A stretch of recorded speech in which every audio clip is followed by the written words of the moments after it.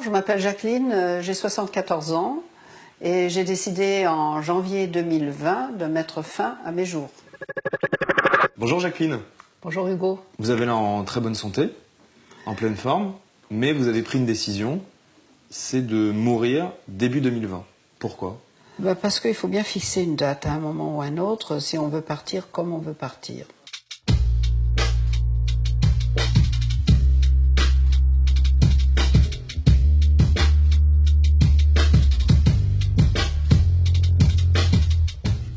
À partir de 75, on commence à avoir de plus en plus d'emmerdes de santé. La maladie d'Alzheimer, la maladie de Parkinson, tout ça, c'est vers ces eaux-là vous attrapez ça. La perte de l'autonomie, pour moi, c'est la fin de la vie. J'ai pas envie qu'on s'occupe de moi. J'ai pas envie d'avoir des infirmières. J'ai pas envie qu'on me mette dans un mouroir. Les EHPAD, pour moi, c'est des mouroirs. De me retrouver perfusée, ventilée, infantilisée, d'avoir des gens qui viennent me voir. Alors, Madame Jenkel, il fait beau aujourd'hui, on est bien. Et de me faire voir des clowns. On s'amuse bien aujourd'hui. On peut vous faire venir un coiffeur aujourd'hui, on va vous faire toute belle. Ça vous angoisse. Vous voulez surtout pas qu'on vous parle comme ça, qu'on vous traite comme ça, quoi.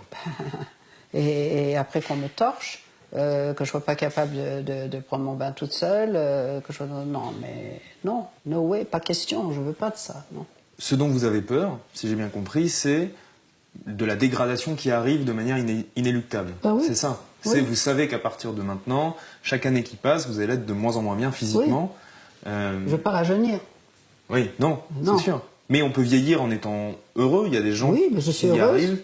Ouais. Je suis très heureuse. Vous vous dites pas, il me reste plein de trucs à faire, plein de trucs dont j'ai envie, je sais pas. J'ai tout fait. Tout fait.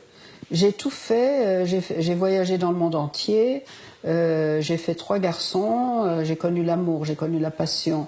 Mais il vient un moment où ça aussi c'est fini. Comment vous dire, moi j'ai pas envie de faire l'amour avec un mec qui a un bide énorme, qui a des seins plus gros que les miens, qui bande plus, ça m'intéresse plus.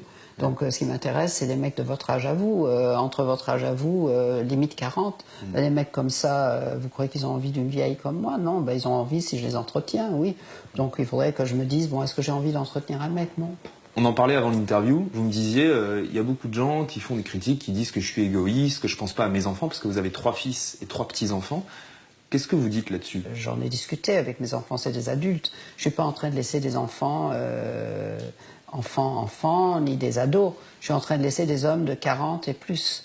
Des hommes adultes avec qui on a parlé de ma décision depuis beaucoup d'années et qui sont tout à fait d'accord avec moi et qui préfèrent avoir une maman libre, contente, déterminée, qui décide de partir à son heure, plutôt que d'avoir une maman malade, dépendante, et dont ils doivent s'occuper, et ça serait beaucoup moins sympa. Moi, j'ai pas mis des enfants au monde pour les faire chier. Ils ont rien demandé. Ils sont venus au monde pour mon plaisir. Moi, j'ai eu envie de les faire. Je leur dois de pas les faire chier à la fin de ma vie, c'est tout. Et ils le comprennent, ils sont d'accord. Vous n'avez pas peur de la mort? Non. Ça vous fait pas peur de vous dire? J'étais morte pendant des millions d'années avant de naître, et je vais être morte pendant des millions d'années après. Pourquoi est-ce que j'aurais peur de ça? Aujourd'hui en France, 90% des Français sont favorables à la légalisation du suicide assisté, mais c'est toujours pas le cas, c'est toujours interdit, notamment sous la pression de certains lobbies religieux. Par exemple, l'Église catholique, pour qui c'est pas bien, c'est pas moral, c'est un péché de se suicider. Vous croyez que je crois à ce que les trucs que vous brandissent, les religions monothéistes, de l'enfer, du paradis? Et alors le paradis, vous pouvez compter des moutons pendant toute l'éternité sur une prairie. Vous avez envie de ça? L'enfer, vous cramez pendant toute l'éternité. Leur truc, il est chiant, mais il est chiant des deux côtés. Moi, le truc des musulmans, c'est mieux, parce qu'ils vous disent vous allez baiser des vierges pendant je sais pas longtemps, bon, ça c'est bien.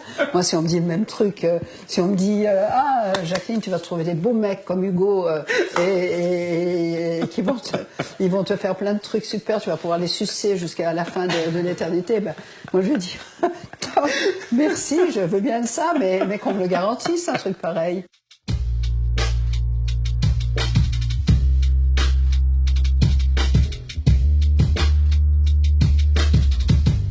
Ça va se passer comment concrètement? Ben, ça va se passer que je vais dire au revoir à tout le monde, je vais faire un dîner, j'ai invité mes copains, la famille, on va aller dans un des restos que j'aime bien, à Paris, on va se dire au revoir, et puis après j'irai à Bâle. En Suisse. C'est 3 secondes. Vous tournez le robinet d'une paire, vous dites je suis Jacqueline Jekyll, il faut être conscient, sinon on ne peut pas.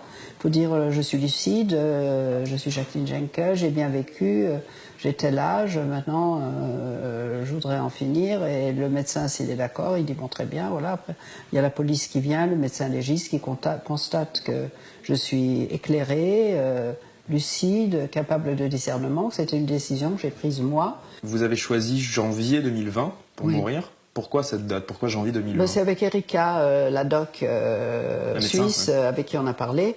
C'est ma copine. Je lui ai dit, écoute, j'ai pas envie de passer encore 2 hivers. Je crois que je vais passer Noël. Et puis à Noël, ce fera 2 Noëls encore avec les enfants. Puis après, c'est bon. Elle me dit, non, Noël, non, parce que moi, je pars en vacances. Je pars en vacances pour Noël, pour le jour de l'an, tout ça. Alors il faut que ce soit janvier ou février, ça. Alors j'ai dit bah oui, je m'adapte, il n'y a pas de problème, voilà. Ça fait des années que je retarde. Hein. J'attends ceci, j'attends cela, mais je suis accro à la vie, moi. Évidemment, je suis accro à la vie. Vous allez peut-être reculer alors encore. Ben, ça dépend. Je vais peut-être reculer si la loi change en France. Si elle ne change pas en France, je suis bien obligée de faire comme j'ai décidé de faire. Moi, quelque part aussi, c'est un geste militant que je fais. C'est pas, je pense pas qu'à moi. Qu'est-ce que vous dites à Emmanuel Macron? Si j'étais Emmanuel Macron? Je lui dirais, écoutez, Monsieur le Président, vous êtes le président de la France, vous êtes jeune encore. Ça ne veut pas dire qu'il ne peut pas vous arriver un truc. Votre femme, elle est plus si jeune que ça. Il peut vous arriver un truc ou à l'un ou à l'autre. Qu'est-ce que vous voulez pour vous? Il a déjà répondu à cette question. Il a dit, pour moi, je déciderai. Alors, si pour vous, vous décidez, pourquoi vous n'accordez pas ce droit à vos compatriotes? Vous avez peur des lobbies pharmaceutiques, vous avez peur des lobbies des EHPAD qui sont cotés à la bourse, vous avez peur du Vatican, celles qui veulent continuer à vivre, qu'on leur donne des vies dignes, qu'on ne les laisse pas des semaines entières dans leurs propres excréments sans les changer, parce que c'est ce qui se passe dans certains EHPAD, mais que ceux qui n'ont pas envie d'être infantilisés, que ceux qui n'ont pas envie de finir comme ça, qu'on les laisse choisir de mourir. C'est tout. C'est ça que je dirais au président Macron.